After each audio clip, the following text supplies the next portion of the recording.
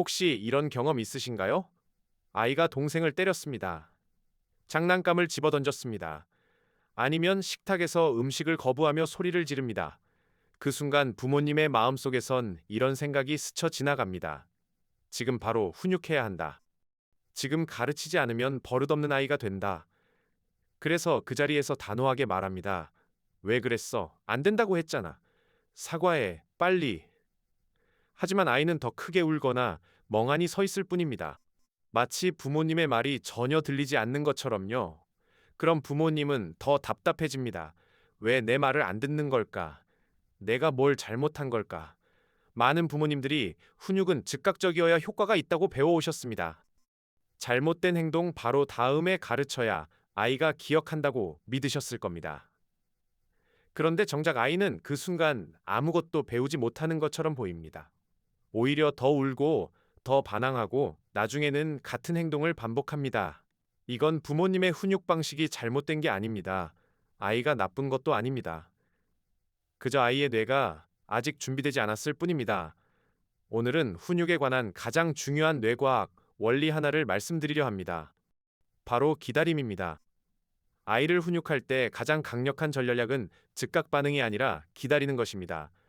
이건 약한 훈육이 아닙니다. 오히려 가장 과학적이고 효과적인 훈육입니다. 하버드 아동발달센터와 여러 신경과학 연구들이 공통적으로 밝혀낸 사실이 있습니다. 아이가 강한 감정 상태에 있을 때, 예를 들어 울음, 분노, 공포, 수치심을 느낄 때, 아이의 뇌에서는 편도체라는 부분이 활성화됩니다. 편도체는 감정과 생존 반응을 담당하는 곳입니다. 이 편도체가 강하게 작동하면 전전두엽의 기능이 거의 멈춥니다. 전전두엽은 언어를 이해하고 교훈을 받아들이고 행동을 조절하는 뇌의 사령탑입니다. 즉, 아이가 울고 있을 때, 화가 나 있을 때, 그 순간 아이의 뇌는 부모님의 말을 처리할 수 있는 상태가 아닙니다. 듣고 싶지 않아서가 아니라 뇌가 생물학적으로 들을 수 없는 상태인 겁니다. 그럼 그 순간 부모님이 아무리 논리적으로 설명하고 단호하게 훈육해도 아이에게 남는 건 무엇일까요? 교훈이 아닙니다. 두려움과 수치심입니다. 아이의 뇌는 그 순간을 이렇게 기억합니다. 내가 힘들 때 엄마 아빠는 무서웠다. 내 감정은 잘못된 거구나. 이런 학습이 반복되면 아이는 점점 감정을 숨기고 부모에게 마음을 닫고 훈육 자체를 회피하게 됩니다. 그렇다면 어떻게 해야 할까요? 전통적으로는 잘못된 행동을 즉시 바로잡아야 한다고 생각했지만 뇌과학은 조금 다른 방향을 보여줍니다.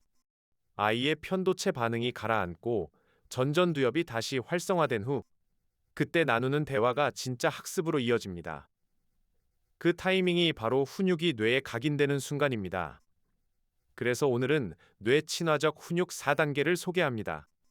각 단계는 간단하지만 아이의 뇌가 실제로 배울 수 있는 상태를 만드는 과정입니다. 하나씩 천천히 따라가 보시겠습니다. 첫 번째 단계는 부모님 먼저 깊은 숨 한번 쉬기입니다. 아이가 잘못된 행동을 했을 때 부모님의 뇌에서도 편도체가 활성화됩니다.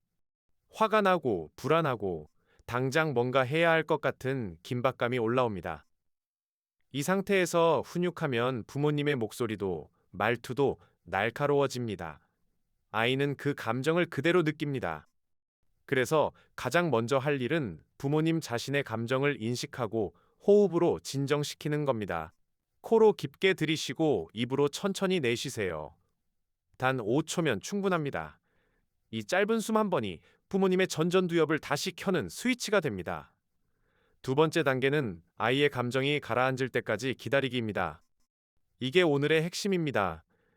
아이가 울고 있다면, 소리 지르고 있다면 그 순간엔 아무 말도 하지 않아도 됩니다. 강제로 진정시키려 하지 마세요. 그냥 옆에 있어 주세요. 아이가 안전하다는 것을 느낄 수 있도록 조용히 함께 있어주는 것만으로도 충분합니다.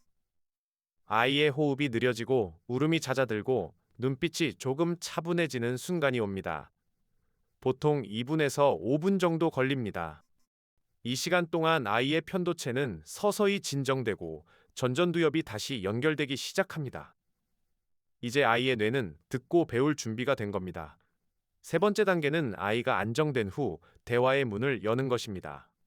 이때 부모님이 사용할 수 있는 문장을 알려드립니다. 아이에게 이렇게 말해주세요. 아까 어떤 일이 있었는지 같이 이야기해볼까? 이 짧은 말 한마디가 아이에게 안정감을 줍니다. 혼내려는 게 아니라 이해하려 한다는 신호를 보내는 겁니다. 그럼 아이는 자기 감정을 언어로 표현할 기회를 얻습니다. 동생이 내 블록을 가져가서 화났어요. 배고팠는데 그 반찬은 싫었어요. 이렇게 말할 수 있는 순간 아이의 전전두엽이 작동하고 있다는 증거입니다. 감정을 언어로 바꾸는 과정 자체가 뇌를 진정시키고 자기 조절 능력을 키웁니다. 네 번째 단계는 행동에 대한 결과와 대안을 함께 생각하게 하기입니다. 이제 아이의 뇌는 배울 준비가 되어 있습니다. 부모님이 일방적으로 가르치는 대신 아이 스스로 생각하게 해주세요. 이렇게 물어보세요. 네가 동생을 때렸을 때 동생은 어땠을 것 같아?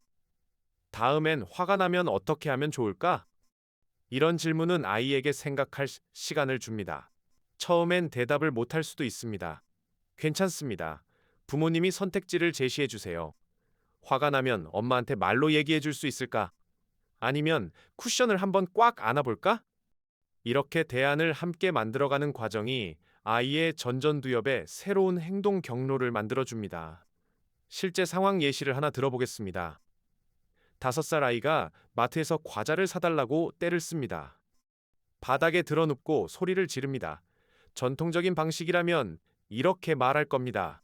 안 된다고 했잖아. 일어나 창피하게. 하지만 뇌 친화적 훈육은 다릅니다. 먼저 부모님이 숨을 한번 깊게 쉽니다. 아이가 우는 동안 조용히 옆에서 기다립니다. 주변 시선이 신경 쓰이겠지만 단 2분입니다. 아이가 조금 진정되면 낮은 목소리로 말합니다. 과자를 갖고 싶었구나. 엄마가 안 된다고 해 속상했지? 아이는 고개를 끄덕이거나 눈물을 훔칩니다. 그때 말합니다. 오늘은 과자를 살 수 없어. 하지만 집에 가면 네가 좋아하는 포도가 있어. 같이 먹을까? 아이는 여전히 아쉬워하지만 폭발은 멈춥니다. 경험이 쌓이면 아이는 배웁니다. 내가 원하는 걸 다 가질 순 없지만 내 감정은 존중받는구나. 여기서 잠깐 부모님께 여쭙고 싶습니다. 훈육할 때 가장 어려운 순간이 언제인가요? 아이가 안 듣는다고 느낄 때 어떻게 하시나요? 오늘 말씀드린 4단계 중에서 가장 실천하기 어려울 것 같은 부분은 무엇인지 댓글로 나눠주세요. 부모님의 경험이 다른 가정에도 큰 도움이 됩니다. 많은 부모님들이 이렇게 물으십니다. 그럼 기다리기만 하면 아이가 버릇 없어지는 거 아닌가요? 아닙니다. 기다림은 방치가 아닙니다. 기다림은 아이의 뇌가 배울 수 있는 상태를 만들어주는 준비 과정입니다. 오히려 감정이 폭발한 상태에서 즉각 훈육하는 것이 효과가 없습니다. 아이는 그 순간을 두려움으로 기억할 뿐 행동은 바뀌지 않습니다. 하지만 감정이 안정된 후 나눈 대화는 아이의 전전두엽에 깊이 각인됩니다. 그게 배움입니다. 그게 진짜 훈육입니다. 또 하나 기억해 주세요. 이 과정은 한 번에 완성되지 않습니다. 아이의 전전두엽은 만 25세까지 발달합니다. 지금 5살, 7살, 10살 아이에게 완벽한 자기조절을 기대할 수는 없습니다. 부모님이 오늘 기다려주고, 내일도 기다려주고, 모레도 차분히 대화해주는 그 반복이 아이의 뇌에 안전한 경로를 만들어줍니다. 작은 습관이 쌓여서 아이의 뇌를 바꿉니다. 그리고 부모님 자신에게도 관대해지셨으면 합니다. 오늘 당장 완벽하게 실천하지 못해도 괜찮습니다. 아이가 울 때 화가 나는 게 당연합니다. 그 순간 목소리가 높아질 수도 있습니다. 그럴 땐 나중에 아이에게 이렇게 말해주세요. 아까 엄마가 큰 소리 냈지? 엄마도 화가 났었어. 미안해. 이 말 한마디가 아이에게 보여주는 겁니다. 어른도 실수하고 감정을 느끼고 이걸 인정하고 회복할 수 있다는 것을요. 그게 바로 아이가 배워야 할 진짜 자기 조절입니다. 정리하겠습니다. 훈육은 즉각 반응이 아니라 기다림에서 시작됩니다. 아이가 감정적으로 폭발했을 때 부모님이 할 일은 가르치는 게 아니라 함께 있어주는 겁니다. 아이의 뇌가 안정되면 그때 대화를 시작하세요. 그 대화가 아이의 전전두엽에 각인되어 진짜 배움이 됩니다. 오늘 단 하나만 실천해도 충분합니다. 아이가 우는 순간 바로 말하지 말고 깊은 숨을 한번 쉬어보세요. 그 5초가 부모님과 아이 모두의 뇌를 바꾸는 시작입니다. 이 영상이 도움이 되셨다면 좋아요와 구독 버튼을 눌러주세요. 여러분의 한 번의 클릭이 더 많은 가정에 따뜻한 변화를 전할 수 있습니다. 엄마 아빠 뇌성장 연구소는 앞으로도 과학적이고 따뜻한 육아 이야기를 계속 전하겠습니다. 오늘도 최선을 다하고 계신 모든 부모님 응원합니다.